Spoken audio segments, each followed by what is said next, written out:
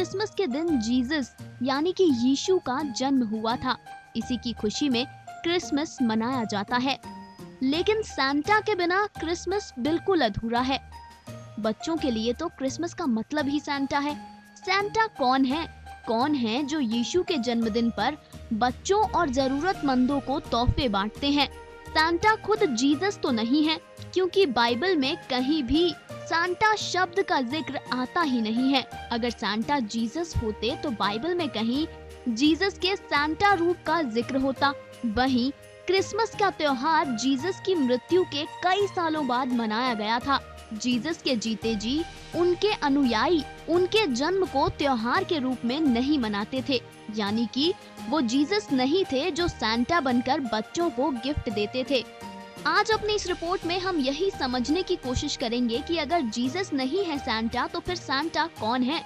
यूं तो इसे लेकर कोई पुख्ता प्रमाण नहीं है, मगर अलग-अलग कहानियां जरूर हैं। चलिए इन्हीं कहानियों को टटोलते हैं और सांता को जानने की कोशिश करते हैं।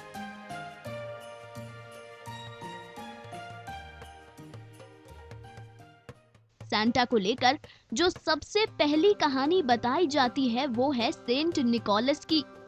सेंट निकोलस का जन्म तीसरी सदी में जीसस की मृत्यु के 280 साल के बाद हुआ था। सेंट निकोलस के माता-पिता का देहांत बचपन में ही हो गया था, जिसके बाद उन्होंने अपना जीवन मानव सेवा को अर्पित कर दिया। उन्हें लोगों की मदद करना काफी अच्छा लगता था। वो गरीब बच्चों को तोहफे दिया करते थे। सेंट निकोलस ही सांता है, ये सांता को लेकर पहली कहानी है। लेकिन इस कहानी में एक सवाल है। सवाल ये कि जब सेंट निकोलस लोगों की मदद करते थे, उन्हें गरीब बच्चों को तोहफे देना अच्छा लगता था, तो वो ये काम क्रिसमस के दिन छुपकर क्यों करते, जबकि बाकी दिनों में ऐसा नहीं होता था। बाकी दिनों में वो खुलकर लोगों की मदद करने के लिए सामने आते, जबकि क्रिसमस के दिन रात को छुपकर तोहफा देते। ये सवाल सेंट निकोलस के सांता होने पर सवाल खड़े करता है। लेकिन जो लोग ये मानते हैं कि सेंट निकोलस ही सांता है, वो ये कहते हैं कि ऐसा हो सकता है कि सेंट निकोलस ऐसा बच्चों की खुशी को दोगुनी करने के लिए करते हों, क्योंकि अगर कुछ भी अचानक मिलता है तो खुशी दोगुनी होती है। जी हाँ, ये है सांता को लेकर पहली कहानी। अब आते हैं दूसरी कहानी की ओर। दूसरी कहानी जो सांता को लेकर बताई जाती है, वो सुनकर आपको अपने कानों पर विश्वास नहीं होगा, क्योंकि ये कहानी कहती है कि खुद सैटन, जिसे शैतान या डेविल कहा जाता है, वही डेविल जिसे ईश्वर ने स्वर्ग से निकालकर नर्क में धकेल दिया था, वही खुद सांता बनकर क्रिसमस पर बच्चों को तोहफे देता है। जी हाँ, यूं तो इस बात पर किसी को भी यकीन नहीं होगा, लेकिन इस बात को साबित करने के लिए कई आधार भी दिए गए हैं। ये सभी बातें, ये जानकारी आपको इंटरनेट पर बड़ी ही आसानी से मिल जाएगी। तो चलिए आपको बताते हैं कि सैटन को सांता क्यों कहा जाता है। दरअसल सैटन और सांता, इन दोनों शब्दों में बहुत ज्यादा समानता है। अगर सांता शब्द के बीच वाले लेटर एन को आखिर में ले जाया जाए तो वो सैटन बन जाता है। दूसरी बात जो सैटन को सांता साबित करने के लिए कही जाती है, वो है क्रिसमस पर गाए जाने वाला गाना जिंगल बेल्स। कितनी अजीब बात है कि क्रिसमस पर जीसस का जन्म हुआ था, लेकिन क्रिसमस पर जो गाना जिंगल बेल्स गाया जाता है, उसमें जीसस का जन्म तो क्या, उनके नाम तक का जिक्र नहीं है। जी हाँ, जिंगल बेल्स में एक बार भी जीसस का नाम तक नहीं आता। वहीं क्रिसमस पर लोग जीसस से नहीं बल्कि सांता से तोहफे मांगते हैं, उन्हें अपनी विशेस बताते हैं, और यही डेविल का उद्देश्य था कि लोग जीसस से प्रार्थनाएं ना करें। इस बात पर भी गौर कीजिए कि बाइबल में शैतान को ज्यादा जगह नहीं दी गई है और सांता का नाम भी बाइबल में कहीं नहीं आता। इसके अलावा शैतान को सांता साबित करने के लिए जो बात कही जाती है वो ये कि शैतान अंधेरे का राजा है और सांता भी आधी रात को अंधेरे में बच्चों के लिए तोहफे रखकर जाता है।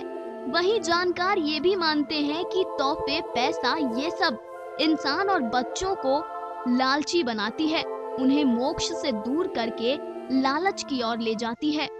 और लालच यानी कि ग्रीड बाइबल में दिए गए डेडली सिंस में से एक है। खुद बाइबल ही ये कहती है कि सिंस यानी कि पाप का सीधा नाता शैतान से है। कहा यह भी जाता है कि सैंटा सेंट शब्द से निकला है। सेंट यानी कि होली।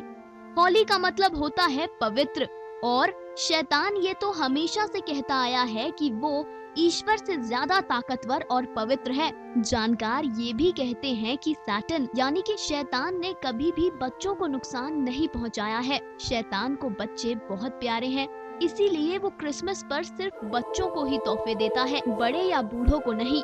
इन सब बातों को लेकर बाइबल के कुछ जानकार ये कहते हैं कि क्रिसमस पर जीसस से लोगों का ध्यान हटाने के लिए सैटन सैंटा के रूप में आता है, ताकि लोग जीसस का नहीं बल्कि सैटन का गुणगान करें, यानी कि सैंटा का गुणगान करें। अगर वाकई ये सच है तो हम यहाँ ये जरूर कहेंगे कि सैटन अपने मकसद में पूरे तरीके से कामयाब भी हो गया है, क्योंकि अगर आज की जनरेशन से, आज के बच्चों से आप क्रिसमस का मतलब पूछेंगे तो वो आपसे कहेंगे कि क्रिसमस पर सैंटा अंकल आते हैं और तोहफे देते हैं। खैर, ये है सैंटा को लेकर दो सबसे प्रचलित कहानियाँ। पहली ये कहती है कि सेंट निकोलस सैंटा है और दूसरी ये कहती है कि सैटन सैंटा है। आपको किस कहानी पर विश्वास है ये आपकी मर्जी और आस्था पर निर्भर करता है। क्रिसमस और नए साल के अवसर पर आप सभी को हमारी तरफ से ढेर सारी शुभकामनाएं। स्वस्थ रहिए, सुखी रहिए, खुश रहिए।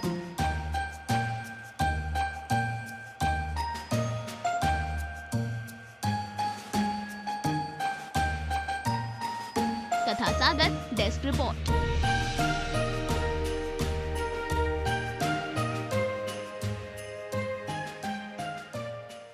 हर अपडेट के लिए सब्सक्राइब करें